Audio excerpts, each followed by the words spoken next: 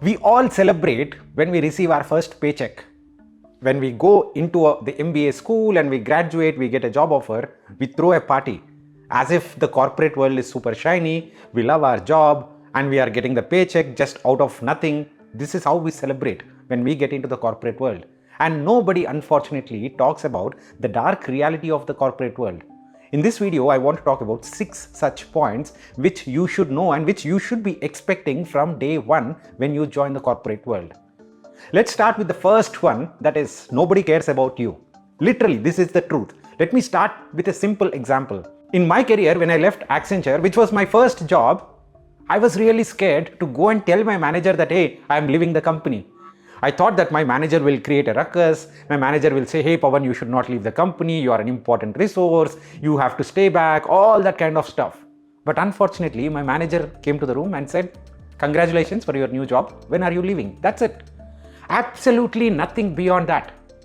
When I was leaving McKinsey as well, I was always scared when I was about to leave a job, go and talk to my HR and say that, hey, I'm leaving this job. But McKinsey as well, the same story. The HR picked up my call and said, oh, congratulations, what are you about to do?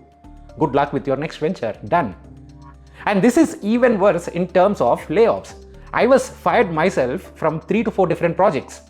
And the conversation continued like, my manager called me into a room and said, hey Pavan, thanks for all the effort. You don't need to come to the office from tomorrow. Done. That's it.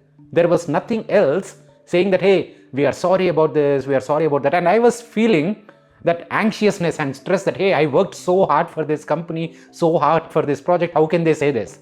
But in 3 to 4 days, everything was normal. Literally, nobody cares about you. You take the paycheck and you leave that place. That's it. Nothing beyond that. The second thing that you need to know is job satisfaction and career growth are always contradictory in nature. Why is that the case? For corporates to actually grow, they need to have employees perform the same thing again and again and again so that there is efficiency into the system.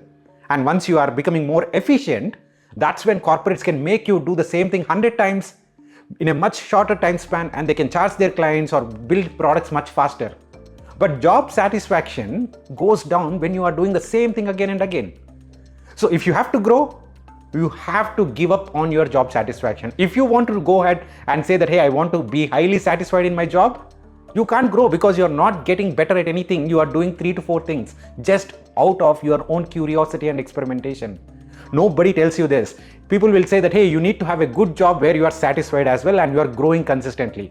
You show me one job where both of them happen together. No chance. The third thing that you need to know about the corporate world is profits are always more important than people. Now, we all have been through the layoffs in the last 3-4 years. They just are not coming to an end. Google, Facebook, Amazon, these are multi-billion-dollar companies. All of them have fired people. They simply say that, hey, their profits are taking a hit. They have nothing to do with these employers have sticked and have helped the company grow over the long term. And we as employees are now in a situation where every single mistake we ourselves are putting under the microscope and seeing, hey, with this mistake, I might be put out on that firing lane.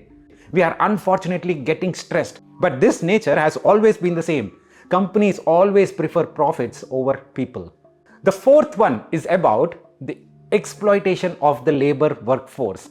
Now you tell me, in the last 1 to 2 weeks itself, Mr. Narayan Murthy has proposed a 70-hour work week. But, did he propose a similar salary against a 70-hour work week? No, he said, get the salary for 40 hours, but work for 70 hours. Nobody cares about how much salary you receive. It is all about exploitation of workforce. And for the same thing, Ola CEO Bhavesh Aggarwal has also agreed. You can see that people do not care about that work-life balance, especially the leaders when they are setting up the policies. Just take another example. Your client calls might be at 9 p.m., 10 p.m., 11 p.m. every single day. But now you are asked to work from office. You have to be in the office by 10 a.m. or 11 a.m. Do they really care about if you are working till 1 a.m. or 2 a.m.? Absolutely no. You still have to go into the office because that is the office policy. Nobody can avoid these policies, and that is just the nature of the corporate world itself. The fifth point is about micromanagement of your managers. Well, Corporate world is all about solving one issue after another, and you just keep moving forward. But more often than not, there is a possibility of getting a manager who is micromanaging your work. And what does that mean? Just looking over your shoulder and looking into every line of code that you write, or looking into the Excel analysis that you create. Every single thing, they go deep dive. Now, what happens because of this?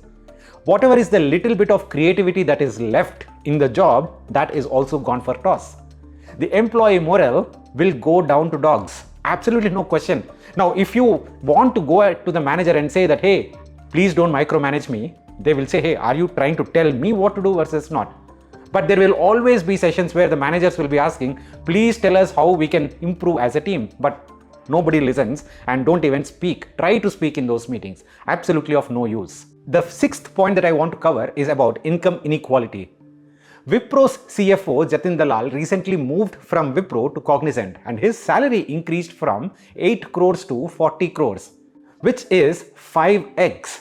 Now, you might ask, hey, when I jump from one company to another, I'm not even getting 20%, 30% hike. Forget about 100% salary increase. But why are these executives paid so much? That has always been the case.